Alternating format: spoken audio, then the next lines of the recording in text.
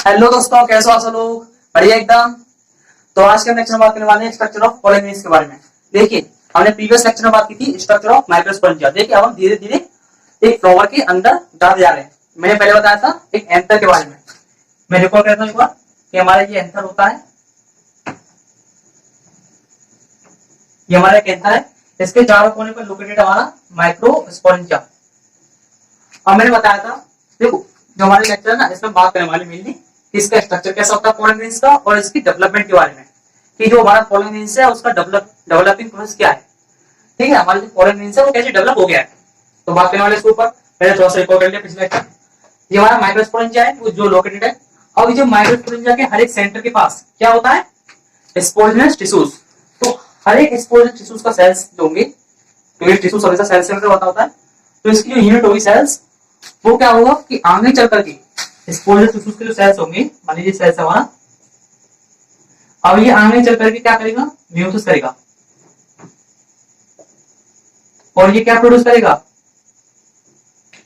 Microspore tetrad. ठीक है, क्या बोल रहा है, क्लस्टर। ये क्या हमारा माइक्रोस्पोर टेट्राड, मतलब एक स्पोरेंजियस टिश्यूज का एक सेल क्या प्रोड्यूस करता है, म्यूसिस करके हैप्लॉइड माइक्रोस्पोर टेट्राड। और जो माइक्रोस्पोर है इसका एक, अब यहां आगे चलकर के क्या होगा, डिवाइड हो जाएगा। और ये एक जो माइक्रोस्पोर है इसका, ये एक माइक्रोस्पोर किस में बदल जा रहा है, आगे प्रोसेस करके एक पॉलन ग्रेन्स में। मतलब आपका ये जो माइक्रोस्पोर है वो सीधे ये बन जाएगा पॉलन ग्रेन्स। ठीक है, तो आज हम इस पूरे लेक्चर में इस बार बात करेंगे पॉलन ग्रेन्स के ऊपर कि ये जो हमारा माइक्रोस्पोर था वो सीधे डेवलप होकर के पॉलन ग्रेन्स कैसे बन गया। ठीक है, इसका एक फिगर दे रखा है एनसीईआरटी में, तो उसको आप देख सकते हो। मैं बताऊंगा पहले का। अब हम बात करने वाले मेनली और इसके बारे में स्ट्रक्चर ऑफ पॉलन ग्रेन्स। देखिए, हमारा पॉलन ग्रेन्स है जो कि एक बार मैं आपको बता दूं कि आपका पॉलन ग्रेन्स है वो कोई आपका मेल गैमेट्स नहीं है। ठीक है, ये एक मेल गैमेटोफाइट है। मैंने आपको पिछले लेक्चर में बताया था, it is not a male gamete, it's a male gametophyte. Male gametophyte का मतलब होता है कि ये कंटेन करता है, pollen grains contain male gamete, उसे कहते हैं मेल गैमेटोफाइट। मेल गैमेट में और मेल गैमेटोफाइट में बहुत अंतर होता है। जो गैमेटोफाइट होता है वो गैमेट्स को कंटेन करता है, और जो फीमेल के केस में जो गैमेटोफाइट होगा आपका एम्ब्रोसैक। क्या होगा, एम्ब्रोसैक। ये आपका in case of female gametophyte होता है, मतलब जो एम्ब्रोसैक होता है वो आपका फीमेल गैमेट कंटेन करता है। समझ आ गया? अब क्या पढ़ने वाले हैं हम, इसके स्ट्रक्चर देखेंगे एक बार, फिर इसके बारे में बताएंगे, इसके लेयर्स के बारे में। ठीक है, चलिए इसको रख देता हूं मैं।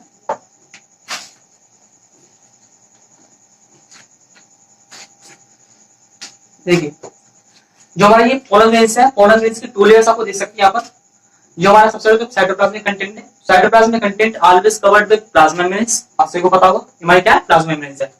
और जो इसका डायमीटर है, आपको एनसीईआरटी में सब मिल जाएगा, एनसीईआरटी को एक एक लाइन पढ़ना, पूरी डिटेल दे रखी है स्ट्रक्चर ऑफ एंथर के बारे में। फिर मैं बताया था जो इसका डायमीटर होता है अप्रोक्सीमेटली 25 टू 50 माइक्रोमीटर होता है। 25 से 50 माइक्रोमीटर के बीच में आपको मिल जाएगा इसका डायमीटर। और आप इसका देखोगे रेडियस तो आपको मिलेगा। अब देखिए, जो इसकी आउटर लेयर होती है वो होती है आपका एक्जाइन। एक्जाइन मतलब इसकी आउटर लेयर, और इसकी जो इनर लेयर होती है ये वाली वो होती है आपकी इंटाइन। और जिस कंपोजिशन होता है इंटाइन का और एक्जाइन का वो आपको बताने वाला हूँ। देखिए, जो इंटाइन होती है वो बनी होती है सेलुलोज की एंड पेक्टिन की, और जो आपकी एक्जाइन होती है वो बनी होती है स्पोरोपोलिन। जो स्पोरोपोलिन होता है वो बहुत ही हार्ड कवरिंग होती है। ठीक है, जो स्पोरोपोलिन है वो बहुत ज्यादा हार्ड कवरिंग है। मतलब कि आप समझ सकते हो कि इस कवरिंग को, इस पॉलन ग्रेन्स की कवरिंग जो है आउटर, उसको एक एंजाइम या अल्कली या कोई स्ट्रॉन्ग से स्ट्रॉन्ग एसिड भी ब्रेक नहीं कर सकता है। इतनी ज्यादा पावरफुल होती है ये एक्जाइन लेयर, जो किससे बनी होती है, स्पोरोपोलिन, जो कि एक ऐसा ऑर्गेनिक कंपाउंड है। जो स्पोरोपोलिन है ये एक ऐसा ऑर्गेनिक कंपाउंड है, ना ही ये एसिड से टूटा जा सकता है, ना ही ये बेस से या किसी बड़े बड़े अल्काली से, और सबसे ज्यादा पावरफुल होते हैं हमारे एंजाइम्स। ठीक है, जो हर किसी चीज को क्या करते हैं, डिग्रेड। अब वो एंजाइम्स भी इस केस में फेल हो जाते हैं। तो आप समझ सकते हो जो स्पोर पॉलन है वो कितनी ज्यादा हार्ड कोडिंग होगी। ठीक है, समझ आ गया स्पोर पॉलन के बारे में और इसकी एंटाइन और एक्टाइन दोनों लेयर्स के बारे में। ये हमारी प्लाज्मा मेम्ब्रेन होता है और इसका ये 25 से 50 माइक्रोकूलम का डायमीटर हो जाएगा। अब बात करेंगे हम जो ये हमारा माइक्रोस्पोर था, वो एक माइक्रोस्पोर कैसे हमारा डेवलप होकर के पॉलन ग्रेन्स बन गया। ठीक है, अब बात करने वाले उसके बारे में। चलो इसको रख कर लेते हैं।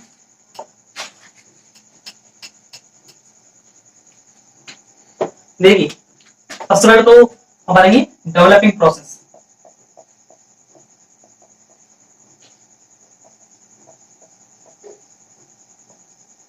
डेवलपिंग प्रोसेस, अब देखिए ये हमारा क्या है, माइक्रोस्पोर है और ये हो गया इसका न्यूक्लियस, ये इसका साइटोप्लाज्मिक कंटेंट है। अब ये आगे चल करके बनाएगा आपका वैक्यूल्स बनाएगा और ये ऐसे ये इसका साइटोप्लाज्मिक कंटेंट, ये वैक्यूल्स बना लिया इसने। ये आपका फिगर दे रखा है, ये वैक्यूल्स हो गया और ये इधर क्या होता था, न्यूक्लियस। ये वैक्यूल्स हो गए, ये भी आपका क्या है, न्यूक्लियस है। अब ये फिर आगे चल करके बनाएगा, अब इसको जो क्रोमोसोम्स थे अब वो आगे चलके स्ट्रेच होंगे और स्ट्रेच होकर क्या बनाएंगे, स्पिंडल, मतलब एसिमेट्रिक स्पिंडल बनाएंगे। देखो कुछ ऐसे बनाएंगे आकार में, या इसकी एसिमेट्रिक स्पिंडल, और ये आगे चल के बनाता है हमारा टू सेल्स। ये होता है हमारा वेजिटेटिव सेल और ये होता है हमारा पूरा। देखिए इसका क्या है, ये जो वैक्यूल है ये ज्यादा बड़ा है तो ये होगा हमारा वेजिटेटिव सेल,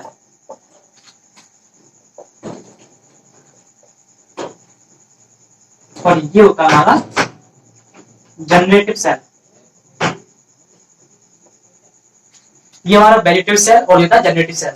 देखिए जो सेल्स होता है ये हमारा क्या है, अब देखो इस पूरी प्रोसेस के द्वारा ये हमारा क्या बन गया, एक मैच्योर पॉलन ग्रेन्स बन गया। और जो ये पॉलन ग्रेन्स है वो कंटेन करता है दो तरह के सेल्स, वेजिटेटिव सेल्स और जनरेटिव सेल्स। जो ये सेल्स है वही हेल्प करते हैं आगे चल करके फ्यूजन की प्रोसेस में। ठीक है, ये सेल्स है जनरेटिव सेल्स और वेजिटेटिव सेल्स आगे चल के प्रोसेस करेंगे हेल्प, मतलब फ्यूजन की प्रोसेस में हेल्प करते हैं। और ये आप देख सकते हो वेजिटेटिव जो सेल है, ये वाला वेजिटेटिव सेल्स वो क्या है, एक लार्ज अमाउंट में प्रेजेंट है। ठीक है, विद वैक्यूल्स। और ये जो जनरेटिव सेल्स वो बहुत कम अमाउंट में, मतलब ये जो जनरेटिव सेल्स है वो इस पर डिपेंड होगा किसी भी अपनी रिक्वायरमेंट के लिए। ठीक है, जैसे कि न्यूट्रिशनल कुछ हो गया अमाउंट्स, उसके लिए सबसे डिपेंड करेगा generative cells over vegetative cells के लिए। तो ये दो सेल्स होते हैं जो कंटेन करता है हमारा पॉलन ग्रेन्स। पॉलन ग्रेन्स आगे चलकर के क्या करेगा, फ्यूजन करेगा और उसमें हेल्प कौन करेगी, ये दो सेल। तो याद रखना इस बात को कि vegetative cells and generative cells are always help in the process of fusion. ठीक है, तो ये पूरा था हमारा structure of pollen grains and its development. और एक बार थोड़ा सा रिव्यू देख लेते हैं। मैंने क्या बताया था, हमारा वो मिट गया, मैंने मिटा दिया। तो देखिए हमारे क्या होता था, एंथर होता था, एंथर के चारों कोने पर क्या प्लेट होती थी, माइक्रोस्पोरेंजिया। माइक्रोस्पोरेंजिया के सेंटर पर क्या प्लेट होता था, स्पोरोजेनस टिश्यूज। अब स्पोरोजेनस टिश्यूज के हर एक सेल के पास क्या है, एक पोटेंशियल है कि वो कैपेबल है कि वो प्रोड्यूस कर सके हमारे पूरा पॉलन ग्रेन्स। और क्या हुआ, जो उसका एक सेल्स था उसने आगे चलकर के म्यूसिस करी और म्यूसिस करने के बाद उसने 4 क्लस्टर बनाया सेल्स का।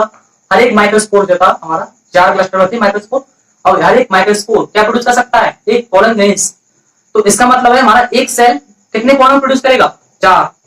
तो देखिए जो हमारा साइज है वो भी बहुत स्मॉल है, 25 से 50 माइक्रोमीटर, बहुत ज्यादा स्मॉल जाता है। ठीक है, माइनस हो जाता है 10 की पावर -4 मीटर में। ठीक है, तो क्या है जो हमारी पॉलन ग्रेन्स है वो भी अकोमोडेट हो जाएगा आराम से, किसमें, हमारी पूरी माइक्रोस्पोरेंजिया के अंदर, क्योंकि माइक्रोस्पोरेंजिया के अंदर ही हमारी क्या होते हैं, पॉलन ग्रेन्स।